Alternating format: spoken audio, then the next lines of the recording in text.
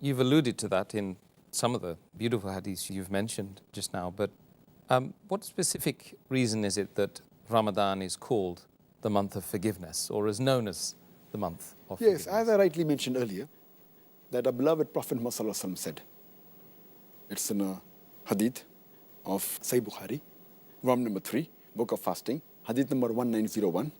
Our beloved Prophet Muhammad said that if anyone fasts in the month of Ramadan with the proper intention, with faith, and asking for reward of Allah subhanahu wa ta'ala, He will forgive all your past sins.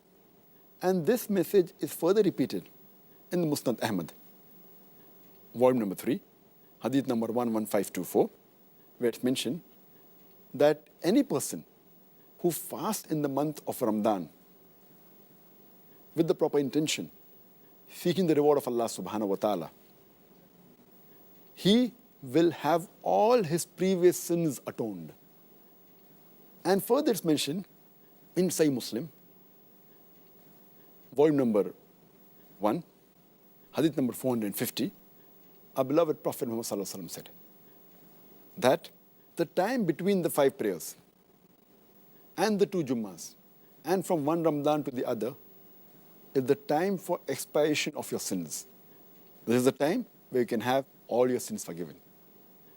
And our beloved Prophet Muhammad also said, it's mentioned in Sahih Muslim, volume number 4, in the book of Tawbah, hadith number 6644, our beloved Prophet Muhammad said that Allah subhanahu wa ta'ala, at night time, a person who asks for forgiveness, he forgives the sin for the sin he has committed in the day.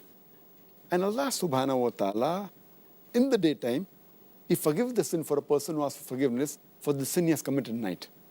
So this is the best month of forgiveness, the month of Ramadan, where you can easily have your sins forgiven because the gates of heaven open and the gates of hell are closed. Therefore, it's called the month of forgiveness.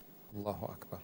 No wonder everybody wants to be active in that month. Now we know why. Subhanallah.